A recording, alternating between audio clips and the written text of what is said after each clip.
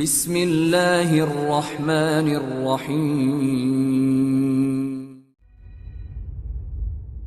Kana Nabiyyu sallallahu alaihi wasallam, adalah kebiasaan Nabi sallallahu alaihi wasallam, idzan sarafa min salatihi, kalau beliau tuntas mengerjakan salatnya, istaghfara thalathan, beliau beristighfar 3 kali, menyontohkan kepada kita istighfar 3 kali.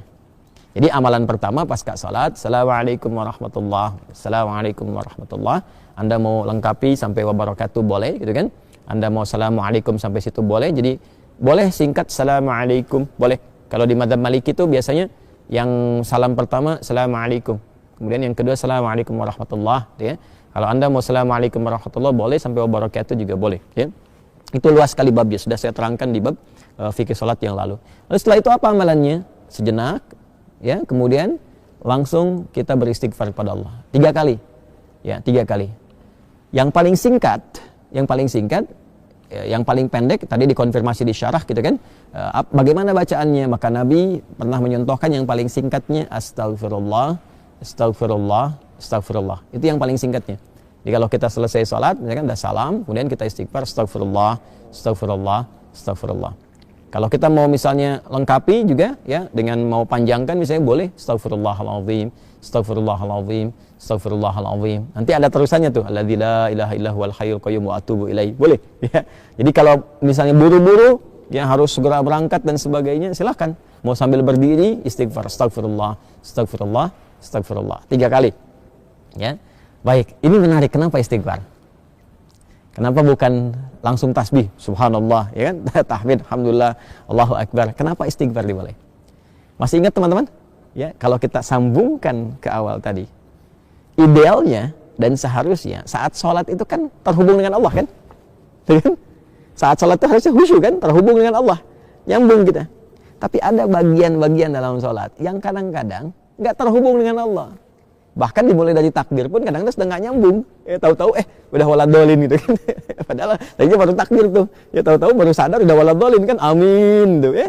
Nah, itu sesuatu yang kurang dan akan dilengkapi. Maka ketika akan melengkapi, adab pertama kita minta ampun dulu sama Allah. Seakan-akan kita mengatakan begini, ya Allah, ampuni hamba yang seharusnya tadi dalam sholat, ya, hamba bisa maksimal terhubung denganmu, tapi ada bagian-bagian tertentu yang kurang maksimal. Maka sebagai adab kita istighfar. Astagfirullah, ya Allah saya minta ampun, ya Allah saya minta ampun. Ini kaitan dengan sholatnya. Ya, ini kaitan dengan sholatnya. Ini bagian yang pertama. Baik. Yang kedua, ada kaitan juga nanti dengan pembuka ke doa. Pembuka ke doa. Karena doa ini doa yang terbaik itu salah satunya adalah doa yang dimulai dengan istighfar. Doa yang dimulai dengan istighfar. Karena doa itu spiritnya begini. Doa itu kan permohonan yang paling suci, bersih. Nah, akan sampainya kepada Allah yang maha suci. Sedangkan sifat Allah dalam menerima doa disebutkan oleh Nabi, innallaha thayyibun la yaqbalu illa thayyiba. Allah itu maha baik, maha suci, tidak menerima kecuali yang baik-baik saja. Ya, maka permohonan yang baik itu akan sampai kepada Allah yang maha baik jika hatinya baik dan jika dirinya baik. Makanya ada orang-orang yang ketika bermohon kepada Allah, dicontohkan oleh Nabi, dulu ada orang-orang, saya katakan langsung hadis Nabi saja, ya. Qala Rasulullah sallallahu alaihi wasallam bima ma'na atau kama qala Rasulullah sallallahu alaihi wasallam, thumma dzakara rajula asy'atha aghbara yutilu as-safara, ya kan? Yamuddu yadayhi ila as-sama'i fayaqulu ya Rabb ya Rabb. Faqala Rasulullah sallallahu alaihi wasallam anna yustajabu lidzalika famat'amuhu haramun wa mashrabu haramun wa ghudhiya biharamun fa anna yustajabu lidzalik. Nabi mengisahkan seorang lelaki yang menempuh perjalanan panjang yang diniatkan untuk menaati Allah, itu berpotensi mengabulkan doa. Makanya kalau sedang safar banyak berdoa.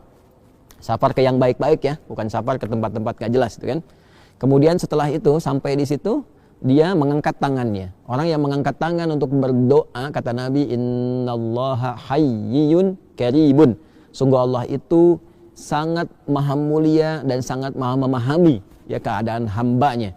Ya, maka ketika hambanya mengangkat tangannya, sulit, ya, untuk tidak terkabul doanya. Cepat bagi Allah mengabulkan doa. Demikian terjemah bebasnya kurang lebih seperti itu. Kemudian dia berkata, ya Rabb, ya Rabb, memohon dengan al-asma'ul husna. Al-asma'ul husna. Memohon dengan al-asma'ul husna mempercepat terkabul doa. Seperti Quran surah ke-17 Al-Isra di ayat 110. Qulid Allaha awid ar-Rahman ayyamma tad'u falahul asma'ul husna. Sebut nama Allah, sebut nama Rahman. Kalau mau spesifik, pilih salah satu nama di Al-Asmaul Husna sesuai dengan kebutuhan kita. Jadi dia melakukan 3 hal yang seharusnya mempercepat doanya 3 kali lebih cepat dari keadaan biasa. Tapi komen Nabi apa?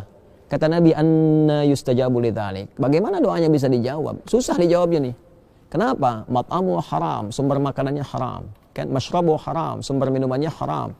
Ya, kemudian juga malbasu haram, pakaiannya haram. Wa ghudhiya biharamin, dan perangkat hidupnya haram. Anna yustajabu lidzalik. Jadi yang haram-haram yang bisa bersumber dari maksiat, dari kesalahan itu menutup, kadang-kadang jadi hijab. Ya, semakin tinggi, semakin kuat pekerjaan haramnya, semakin tebal penutupnya. Ya, semakin tebal penutupnya. Tapi kalau haram-haram dosa-dosanya misalnya kecil-kecil, tipis tuh sekatnya. Ya, kalau tipis kan cahaya masih bisa tembus kan? Tapi kalau tebal kan mantul. Itu ilustrasinya begitu. Ya, sedangkan Allah kan pemberi cahaya, nurun ala nur. Ya, cahayanya nggak bisa nyampe tuh kalau Allah berikan, nggak bisa tembus ke kitanya karena hatinya bermaksiat. Maka untuk membuka itu dengan istighfar. Astagfirullah, astagfirullah, astagfirullah.